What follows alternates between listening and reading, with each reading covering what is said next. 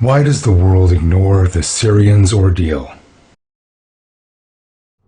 No one could have foreseen that the war in Syria would last this long, or that it would have caused so much pain to so many people.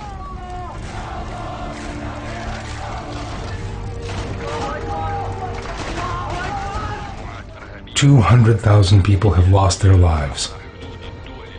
9.5 million have been forced to leave their homes, and 10.8 million are in need of humanitarian assistance inside Syria.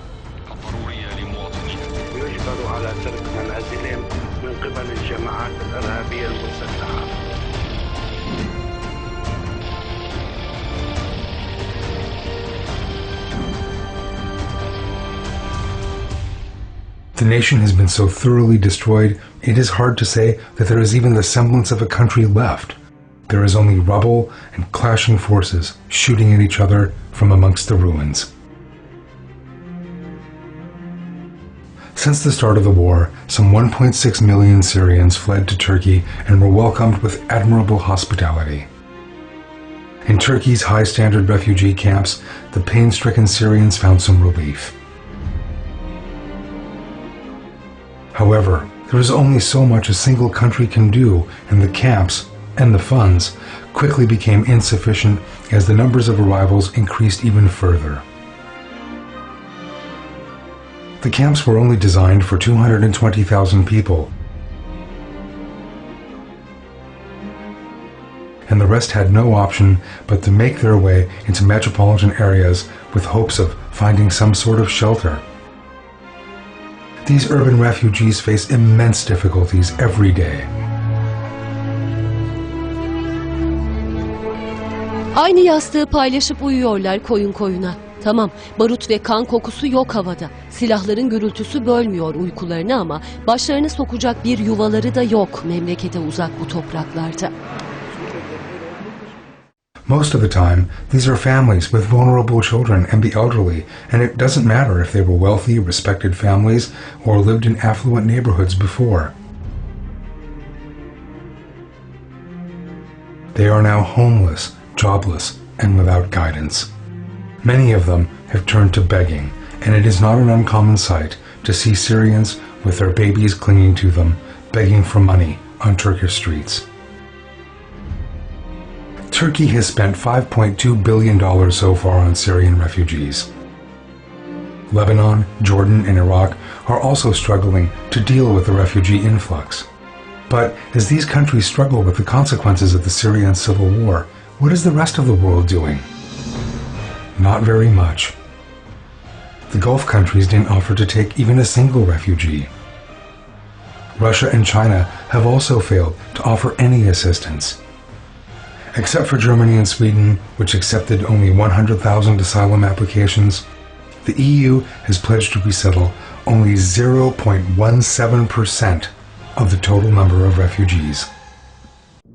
And Yarmouk, already suffering due to an ongoing blockade by Assad's forces, is facing even more pain after the capture of the area by IS, Islamic State.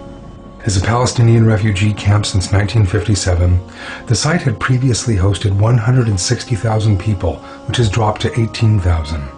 The area is completely blockaded by the Assad regime, leaving out much-needed food and medical supplies.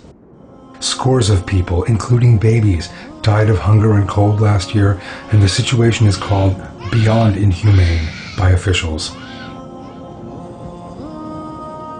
The United Nations Security Council called for the evacuation of people, and it is reported that 2,000 people have already been evacuated, but there are still 16,000 people waiting, and thousands of them are children.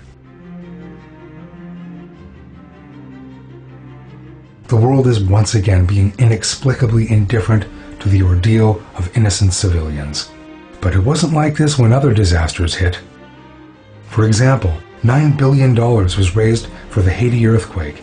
19 million pounds has been donated by the British public for Syria, compared to 392 million raised for the tsunami in Indonesia in 2004. Moreover, the UN recently decided to cut food aid for Syrians due to insufficient funds. One can't help but wonder, would the nations of the world be as indifferent if this were another country? Would people accept such apathy if it were they and their families running from bombs?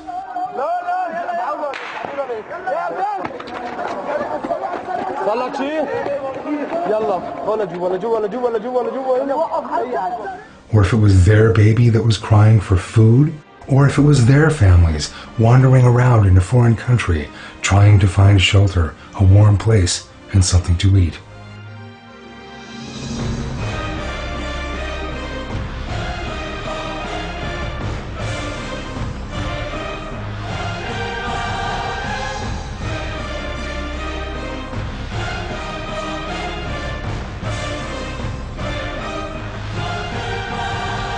As human beings, we have to open our minds and hearts, and we have to remember that there are millions of innocent people, men, women, children, and the elderly, suffering in every waking hour. Think about the difference $1 a day from 1 million people could make for these people. They truly need our help, and if we don't do everything in our power to help them, more children, more women, and more innocent people will continue to suffer and die needlessly.